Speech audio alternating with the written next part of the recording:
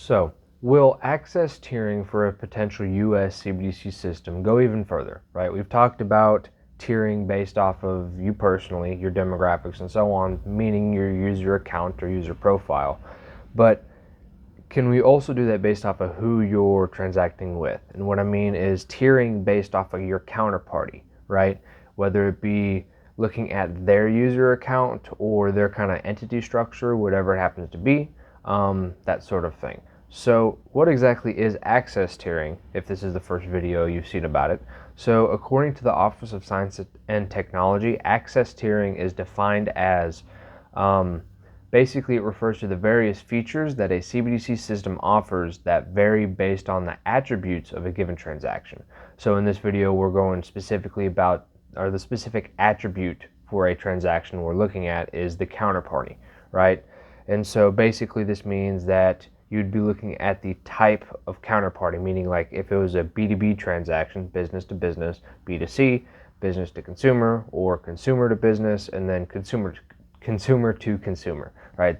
Kind of looking at those different categories, right? And one thing that should be obvious right off the bat is that this would require the ability for the CBDC system or the intermediary or the central bank or however they specifically structure this, right, to look at other design choices for it.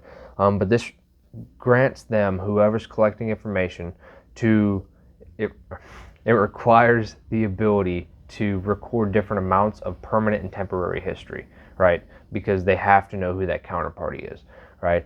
Now, does it mean they're not taking your information? Not necessarily. It's just the actual tiering of the transactions themselves is based off of who the counterparty is. And in this case, by tiering, I don't want to kind of give the wrong impression. Again, it's kind of basically unlocking, so to speak, different features of a transaction. Maybe it's depending on which tier you're in, who you're transacting with, the sort of requirements that you must provide to be able to do so, whether that be through ID verification or whatever, or maybe you deal with different types of transaction limits, maybe the amount you can spend, maybe the amount you can spend per unit of time, say like a week or month or whatever happens to be, that sort of thing. If there's any form of lending involved, maybe you have different interest rates or the interest rates themselves are tiered, like just to give examples, right, of what exactly we kind of mean by access tiering. It's not necessarily, like, it's segregating transactions, but based on the access you would be allowed, right? Whether that be through amount or like I was saying, right? So there's that. Now also, by tiering the transactions based off of this, you really have to focus on the nature of the transaction, right? Because that's kind of where the focus is on. It's not necessarily just on the user profile, although I could see an argument for that. That's not really the focus of tiering based off of this, right? And to kind of, again, quote directly from the Office of Science and Technology's paper, which that paper itself will be linked in the description. As always, I always put sources in there. But to quote straight from them, this information can then be used as part of a risk-based approach to due diligence, right? So kind of, we'll say mitigating. I don't know. I wouldn't say that's, you know what? I think allocating would probably be a better word for it. So allocating that risk, right, for the whole due diligence process. And this is really kind of honing in on AML and CFT compliance. So anti-money laundering and counter-financing terrorism compliance, right? Because when you're talking about CBDCs, it seems like that's all they talk about, that or financial inclusion, just kind of those sort of things, right? But that's going to pop up regardless, right? So again, this requires more information than just transaction amount because they have to know who your counterparty is.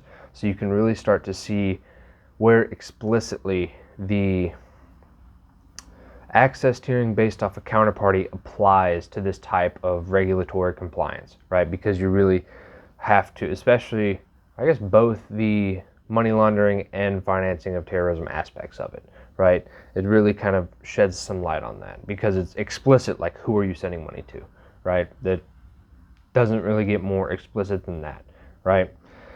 Regardless, so this tiering seems to be more defined and less likely to, and it would be less likely to change based off of political volatility, we'll say, to kind of also pull some diction from the paper itself. And what I mean by that is your counterparty is more or less already defined. Like they are who they are regardless, right? You can't, yes, people change or entity structures change or whatever the case may be, but it's not as fluid as, say, transaction amount, meaning we'll say the defining lines between each tier in this kind of hierarchy for transactions, or however you want to think of it, isn't as fluid for tiering based off a counterparty as it is for like transaction amount, right? Something we talked more explicitly about in a previous video, right? Which will be as a card up in the corner at some point. So there's that part. However, I think there's a very obvious correlation between access tiering based off a counterparty and the user account that we started with when we first started talking about access tiering in general, right? Because really you're looking at the customer risk profile in a way. Maybe it's not like explicitly looking at like you specifically, but it's at least doing that for your counterparty, more or less. And again, with all of these design choices for a potential US CBDC, it's all fluid. It's really kind of trying to do a cost benefit analysis and try to understand from different points of view each kind of, we'll say, each little possible design choice we could have, right? To just gain a better understanding of it. Not so much so that, obviously, because we can't just like sway how they're going to set up a CBDC if they decide to do so. That's why I keep saying potential, because it's not set in stone, at least technically, I guess. But there is that. So with that being said, if you kind of enjoy these little kind of deep dive-ish videos, right, going into more,